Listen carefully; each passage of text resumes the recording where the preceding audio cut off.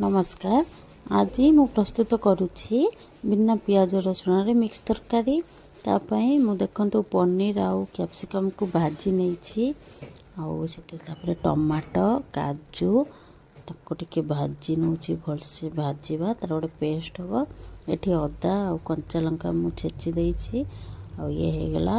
अन्य जहाँ भी आपण वेजिटेबल पकाउ चाहिए पके परिवे।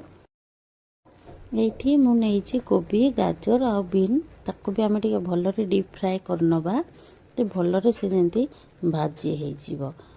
जेहेतु पंचुक चली ना बिना प्याज रसुण रे सब माने आमे खाइबा बना होची सेति पई एई प्रस्तुतिटा मु आजिरो लंच रे करथिली। त हे गला देखंतु मोर कोबी आउ जति सब वेजिटेबल थिला से भलरे भाजी हे गला।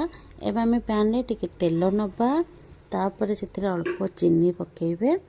तापर हमर जति सुखिला मसला अच्छी मुझे नहीं डालचीनी आ तेजपत्र 3टा लवंग बड़ अलैच छोट अलैच एतिकी को आमे तेल गरम होइकी जतले चीनीटा आपणकर नाली पड़ी आसीबो सेते बेले सुखिला मसला पकेदेबे।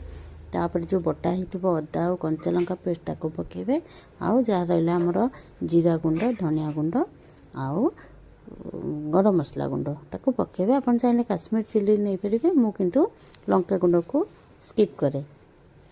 बाकी एटा रहिला टमाटो काजू ता पेस्ट टमाटो काजू पेस्ट रे पकेला पर एथरा हम टिके कस्तूरी मेथी पत्र जोरा रहिला ताको पकेकी भलसे गोडे दबा। मझरे मझरे आपण ताको भलरे भाजुथिबे मसलाटा को काहेकि ना लागी जबार संभावना थाए।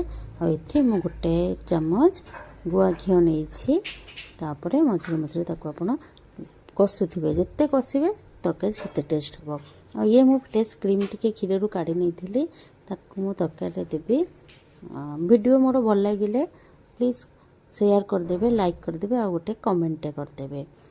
एमती ही मु आपण मान पाखरे मोर लंच रेसिपी देउथिबे देखुथिबे काइंडली।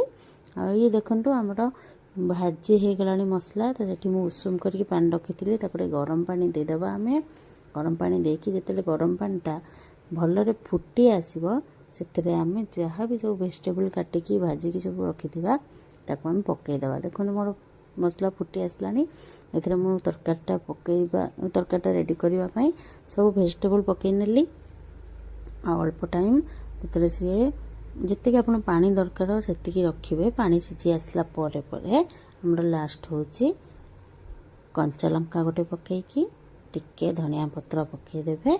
ये प्रस्तुत हे गला आपण मानकर बिना प्याज रसुण रे मिक्स तरकारी। खांतु